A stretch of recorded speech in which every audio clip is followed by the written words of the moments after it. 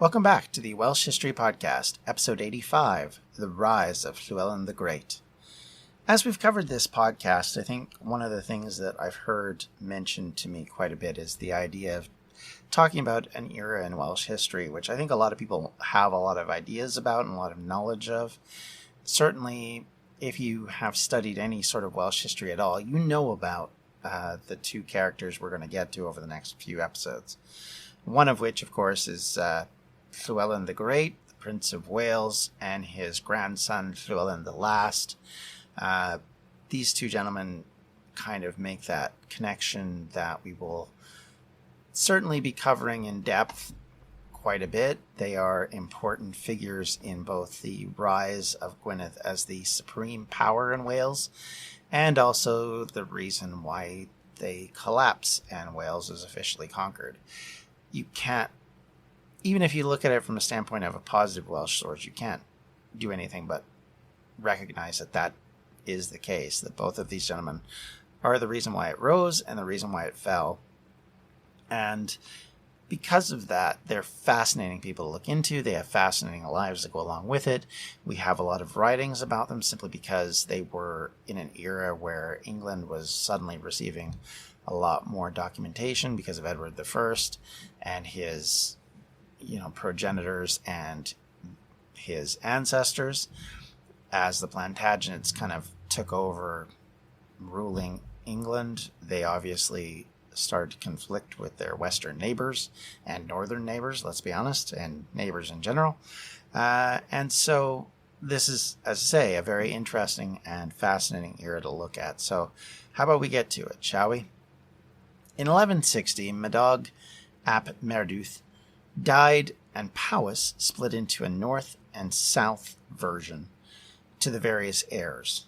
In northern Powys, the heirs were able to control things for a while. Until 1236, it remained a kingdom with some remaining influence. However, in South Powys, things were stable, but with the death of Owain Cynfalog, after 1197, the kingdom became more of a bit player in Welsh and English politics. It would remain an existing kingdom for most of the 13th century, at least a name on the map rather than that fundamental player it had played for the previous 100 years. And because of that, it still maintains some relevancy nonetheless, but we have to keep in mind that it stopped being a significant power in the power playing of kings and princes across both England and Wales. And of course came to an end at the same time that independence did. In the same year that Owen died, Lord Rhys, the Prince of South Wales, passed away. His death sent his dynasty into chaos. He'd had 15 sons, 7 of which were bastards, 8 of which were legitimate, according to the Welsh. In this prestigious family, that meant that there were a lot of people to argue about who owns and should have what.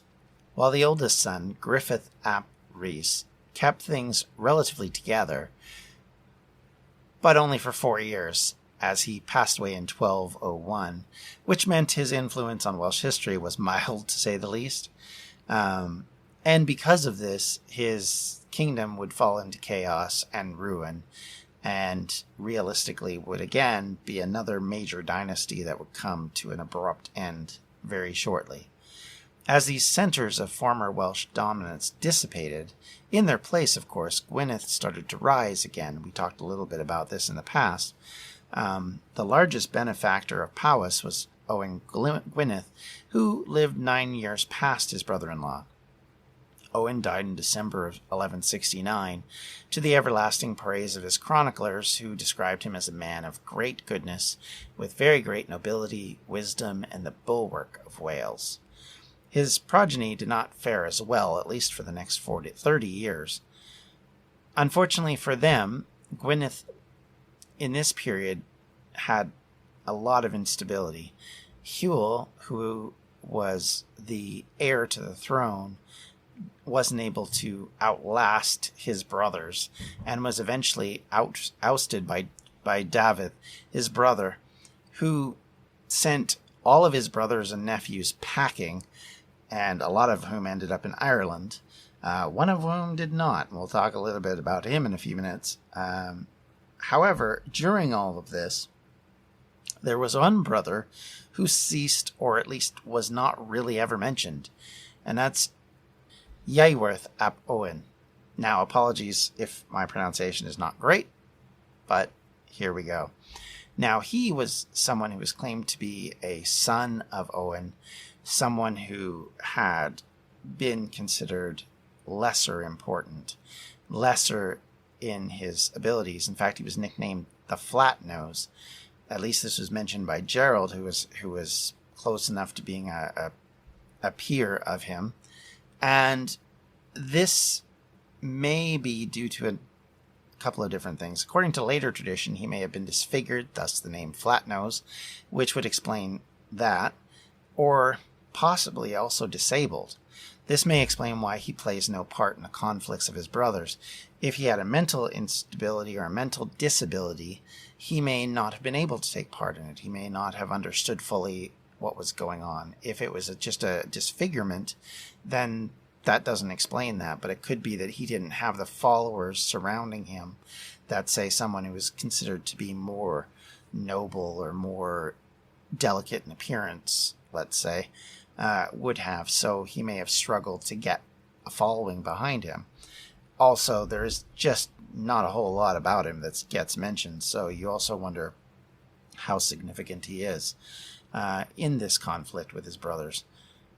Now, Gerald of Wales was not very impressed with what happened in this period. He says, "I shall pass over with silence what was done by Owen's son in our day.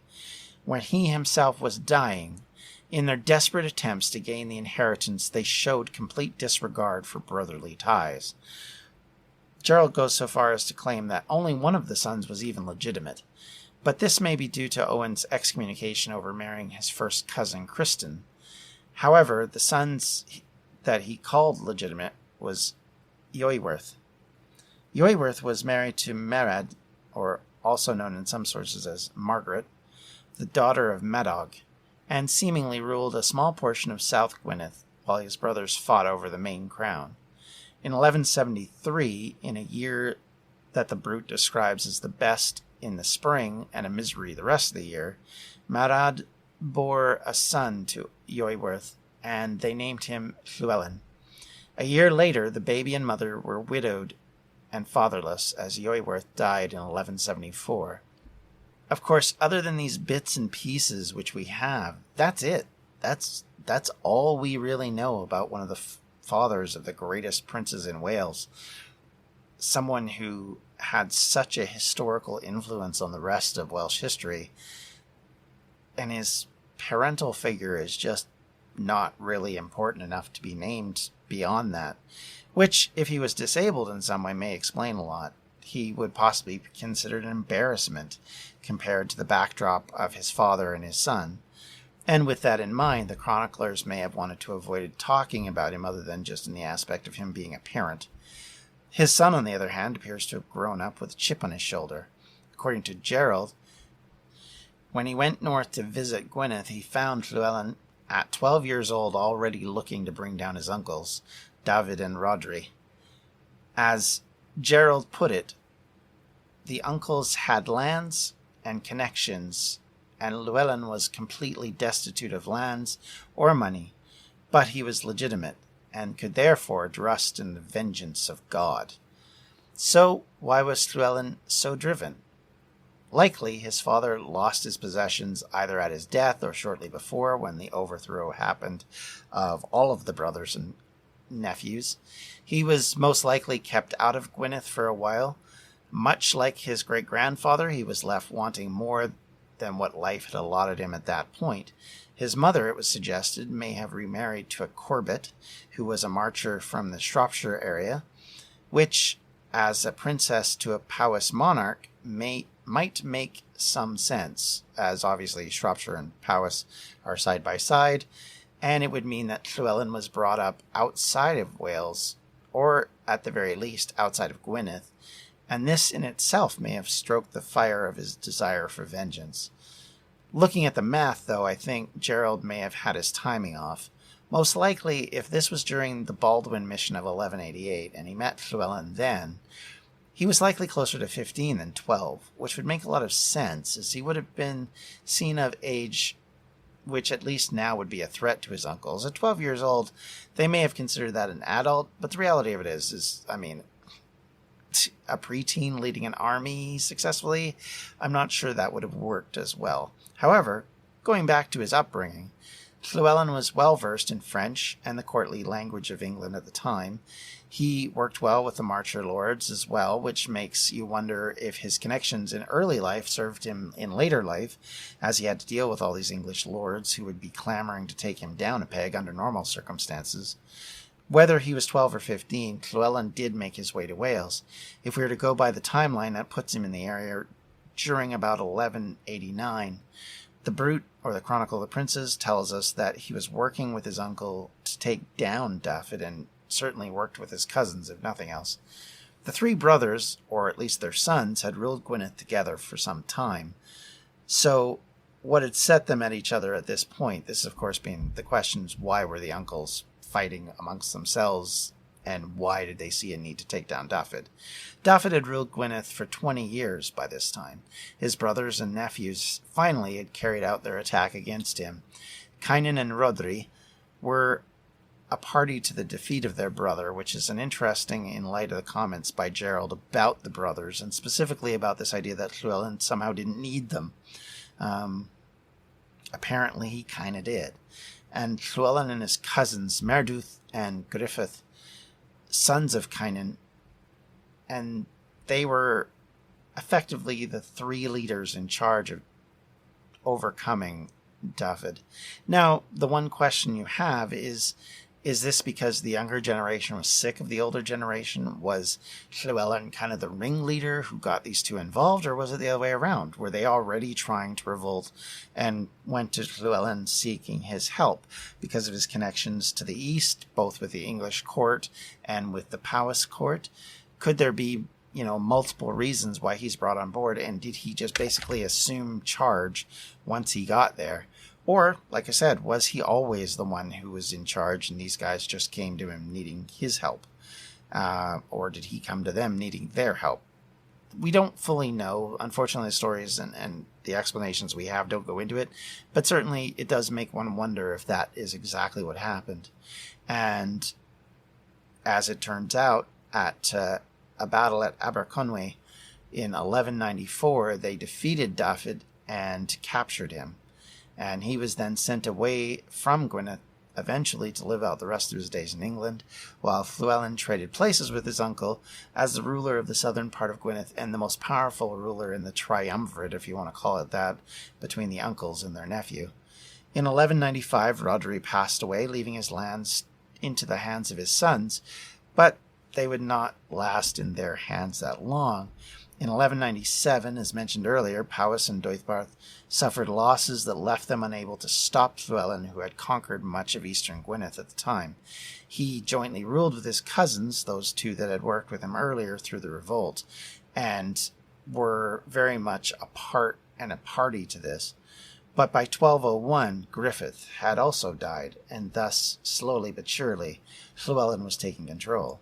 And it seemed this marked an important point for Llywelyn, because at this point, with Griffith dead and one of the two brothers and sons of Kynan dead, it made it easier for Llywelyn to start to move in and take territory. He started to, for lack of a better word, steal territory from his cousins, and started to move towards taking all of Gwynedd back for his control.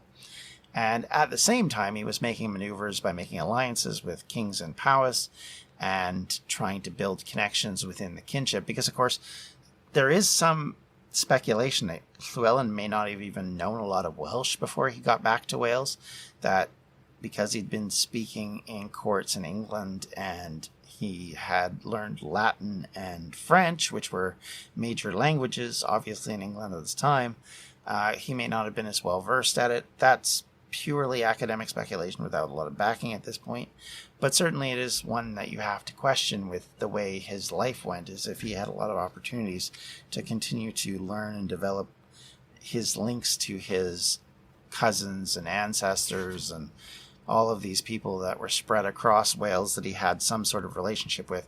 Keep in mind that these people are still descendants of Mervyn and of Rhodri the Great, so there's still all of those ancestral links in with each other.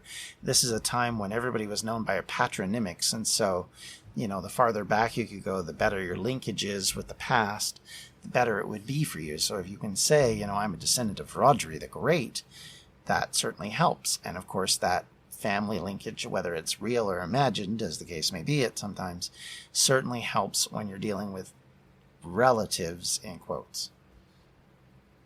Of course, the one person we haven't really mentioned a lot of in this is the King of England.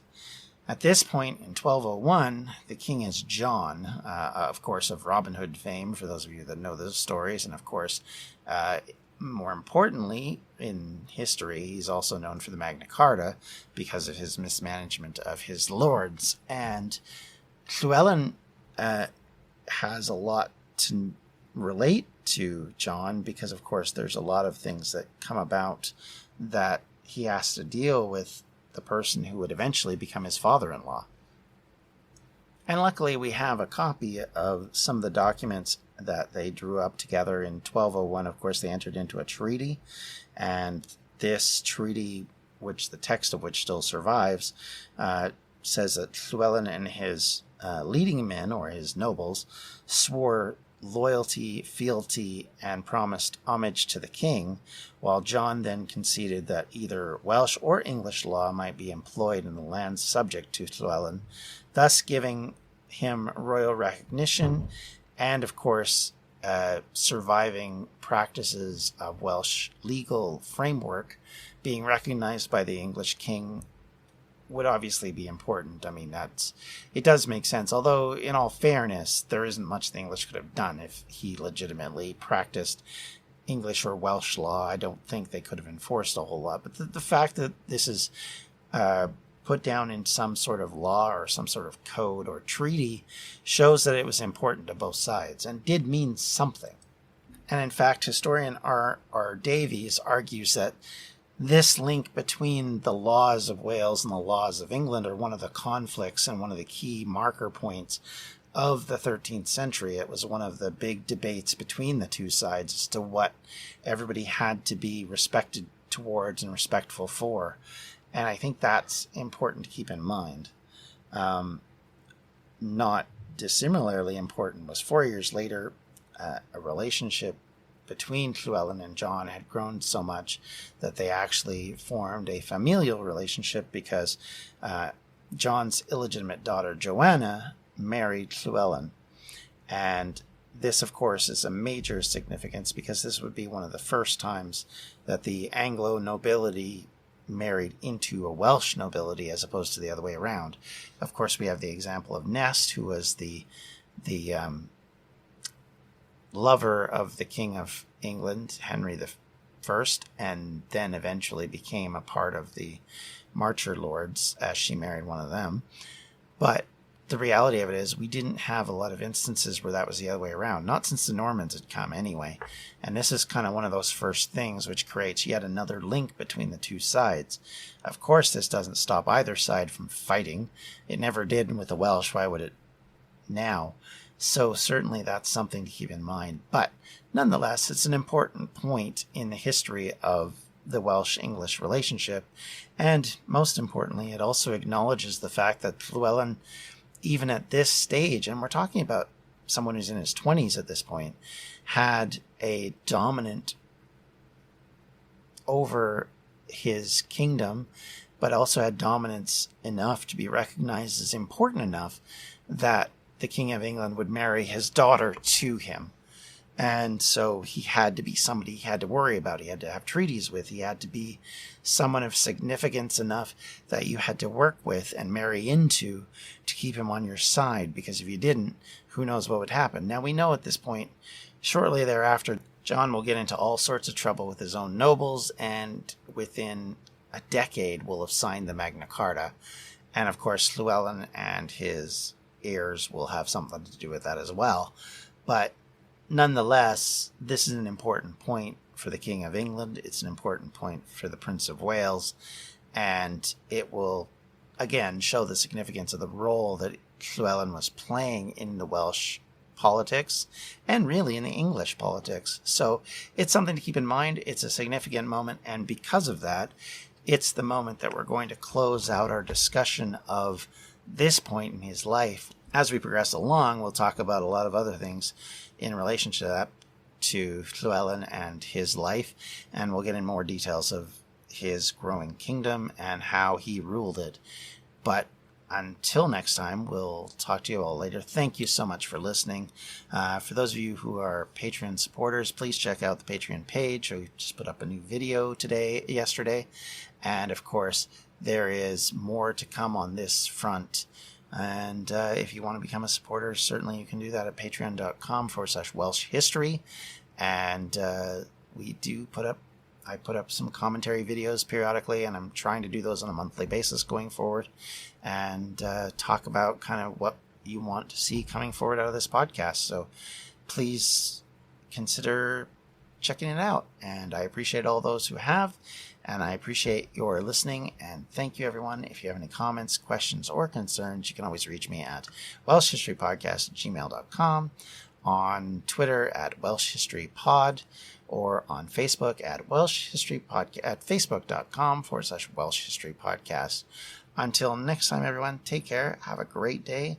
Enjoy your weeks, and we'll see you later. Bye. This has been a Distractions Media production, and for everything we do, check out distractionsmedia.com. I'm Ken Harbaugh, host of the new Medal of Honor podcast from Evergreen Podcasts, brought to you in partnership with the National Medal of Honor Museum. In each 3-minute episode, we'll learn about a different service member who distinguished him or herself through an act of valor. We'll include stories from the Civil War to Iraq and Afghanistan, and from all branches of the military. We'll talk about service members who were overlooked for the medal at first due to their race or religion, and about those who were celebrated at the time. We'll hear stories of soldiers like Audie Murphy, future Hollywood star who mounted a burning tank to hold off German infantry in World War II. And people like Dr. Mary Edwards Walker, a Civil War Army doctor and the only woman to receive the Medal of Honor so far.